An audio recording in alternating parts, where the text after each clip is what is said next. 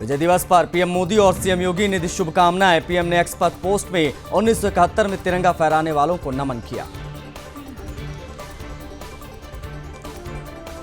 राष्ट्रपति द्रौपदी मुर्मू ने एक्स पर किया पोस्ट, विजय दिवस पर बहादुर सैनिकों को श्रद्धांजलि।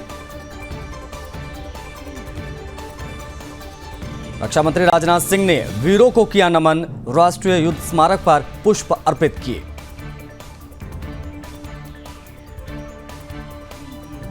पश्चिम बंगाल में धूमधाम के साथ मनाया गया विजय दिवस। फोर्ट विलियम के विजय स्मारक पर हेलीकॉप्टरों से पुष्प वर्षा।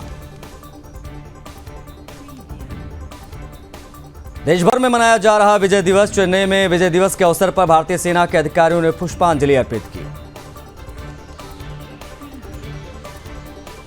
दिल्ली में रक्षा राज्य मंत्री संजय सेठ ने विजय दिवस पर वीरों को नमन किया, राष्ट्रीय युद्ध स्मारक पर पुष्पांजलि अर्पित की।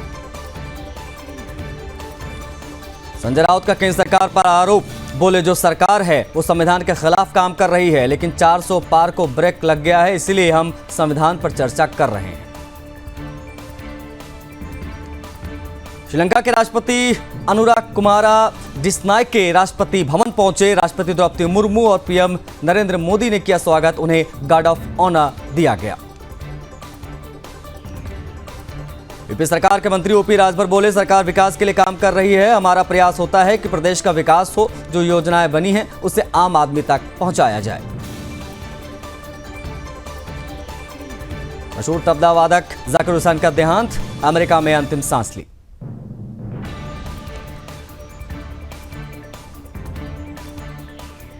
यूपी विधानसभा शीतकालीन सत्र पर बोले योगी आदित्यनाथ, सत्र में विधायी कार्यों के साथ ही पेश होगा अनुपूरक बजट। सीएम योगी बोले, मेरी सभी से अपील होगी कि सदन की कार्यवाही सुगमता के साथ चलाएं। जनता से जुड़े हुए, विकास से जुड़े हुए मुद्दों पर विस्तृत चर्चा जरूरी है। सरकार सभी का सहयोग चाहती है। डिप्टी सीएम केशव प्रसाद मौर्य बोले, सरकार मुद्दों को हल करने के लिए प्रतिबद्ध है। हम चाहते हैं कि सदन ठीक से चले, सरकार विपक्ष के सवालों का जवाब देगी। सपा के विरोध पर बोले डिप्टी सीएम, इस तरह का विरोध सपा के आचरण का हिस्सा बन चुका है। बेहतर होगा कि वह मुद्दों को सदन में उठाएं। महाराज कैबिनेट पोर्टफोलियो आवंटन पर बोले उदय सामंत, अगले 2 से 3 दिनों में पोर्टफोलियो की घोषणा कर दी जाएगी।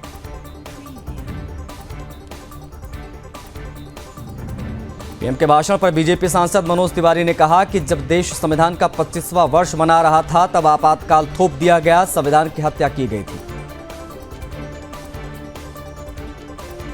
पीएम के भाषण पर ओडिशा सरकार में मंत्री सूर्यवंशी सूरज ने कहा, अपने परिवार और विरासत को सुरक्षा देते हुए कांग्रेस ने संविधान को तोड़ा और निचोड़ा था। प्रियंका गांधी के बयान पर केंद्रीय मंत्री राजीव रंजन ने दी प्रतिक्रिया।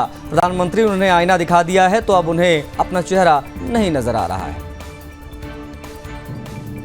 पीएम मोदी के भाषण पर जयराम रमेश ने कहा, वे आपातकाल की बात करते हैं, क्या अब अघोषित आपातकाल नहीं है? तेजस्वी यादव की माई बहन मान योजना की घोषणा पर राजीव रंजन सिंह ने कहा, उन्हें बताना चाहिए कि उनके माता पिता बिहार को कहां ले गए, उन्हें इस पर बोलना जरूर चाहिए।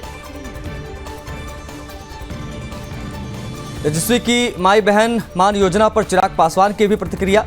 इनकी सरकार में इन्हें ना माई याद आई ना बहन, उस समय इन्हें सिर्फ अपना MY समीकरण याद आया था।